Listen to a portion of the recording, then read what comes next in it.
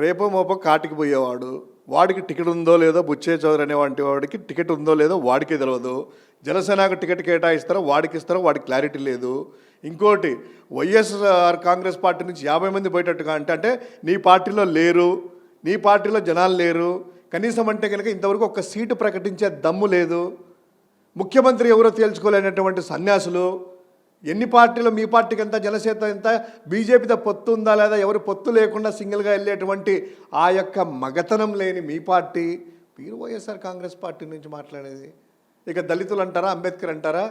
ఈ రాష్ట్రంలో మొన్న జరిగినటువంటి అంబేద్కర్ గారి విగ్రహ ఆవిష్కరణ సాక్షిగా, ఆ సమతా స్టాచ్యూ సాక్షిగా రాష్ట్రం నలుమూలల నుంచి, ప్రతి గ్రామం నుంచి 7 మంది దళితులు వచ్చి 1,60,000 మంది దళిత సోదరులు వచ్చి ఇక్కడ అంబేద్కర్ గారికి అంత ఘనకీర్తి ఇచ్చి గౌరవించిన జగన్మోహన్ రెడ్డి గారికి జీవితాంతం రుణపడి ఉంటాము, ఇది జగన్ గారి సత్తా అనేటువంటిది వాళ్ళందరూ కూడాను వేయినలతో పోడుకుంటా ఉన్నారు.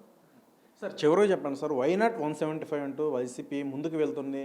ఇక్కడ చూడాల్సింది ఏంటంటే, మొన్న జగన్ గారు ఒక ప్రముఖ ఇంటర్వ్యూలో చెప్పిన మాటల్ని ఇక్కడ టీడీపీ నాయకులు కావచ్చు, అలాగే కొన్ని పత్రిక ఛానల్స్ కావచ్చు, జగన్ గారు చాలా నిరాశకి లోనయ్యారు, భయం పట్టుకుంది ఎన్నికల సమయంలో అంటూ కూడా వాళ్ళు స్ప్రెడ్ చేస్తున్న పరిస్థితి. ఏం చెప్పదలుచుకున్నారు? నిజంగానే అటువంటి పరిస్థితి అనేది వైసీపీలో ఇప్పుడు కొనసాగుతుంది అంతర్గతంగా, ఏం చెప్పదలుచుకున్నారు?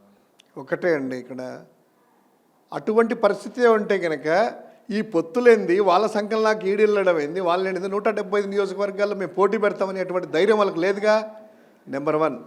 నెంబర్ 2, ఇక్కడ జగన్మోహన్ రెడ్డి గారు సంస్కరణలు అయితేనేమి, సంక్షేమ పథకాలు అయితేనేమి, కులం చూడకుండా, మతం చూడకుండా, రాజకీయం చూడకుండా, ప్రాంతం చూడకుండా ప్రతి ఒక్కరికి ఏమి అవసరమో తెలుసుకొని చేశాడు కాబట్టే ఈరోజు సామాజిక సాధికారత అనేటువంటిది ఆంధ్రప్రదేశ్లో ఉంది కాబట్టే, మహిళా సాధికారత సాధించాం కాబట్టే, దమ్మున్న మొగోడిలాగా, మళ్ళీ చెప్తున్నాను, జగన్మోహన్ రెడ్డి గారు ఒక దమ్మున్న మొగోడిలాగా, నేను చేసిన పరిపాలన మీకు నచ్చినట్లయితే, మీరు సంతృప్తి పొందితే ఈ మీ బిడ్డకు ఓటేయండి అంటున్నాడు. కానీ అంతేగాని చంద్రబాబులాగా నేను రోడ్లు వేసాను, నా రోడ్డు మీద తిరుగుతున్నారు, నేను టాయిలెట్లు కట్టించాను, నా టాయిలెట్లో కూర్చుంటున్నారు, నేను సంక్షేమ పెన్షన్ ఇస్తున్నాను, ఏదో వాడు హెరిటేజ్ నుంచి ఇచ్చినట్టు చెప్పి బ్లాక్మెయిల్ రాజకీయాలు చేసేసి నాకే ఓటేయండి అని అడుక్కోలేదు.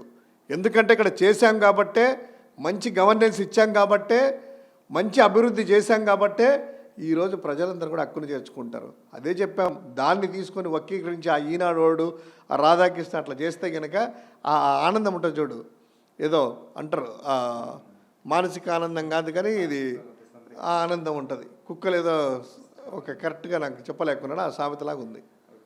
చివరికి ఏం చెప్పదలుచుకున్నారు? ఎన్నికల సమయం దగ్గర పడింది, ప్రజలను ఉద్దేశించి ఒకటే అండి, ఆంధ్రప్రదేశ్ ప్రజలకి జగన్మోహన్ రెడ్డి గారి మీద సంపూర్ణ నమ్మకం ఉంది. మేనిఫెస్టోలో పెట్టినటువంటి అంశాలను తూచా తప్పకుండా 99.7% వరకు నెరవేర్చడం జరిగింది.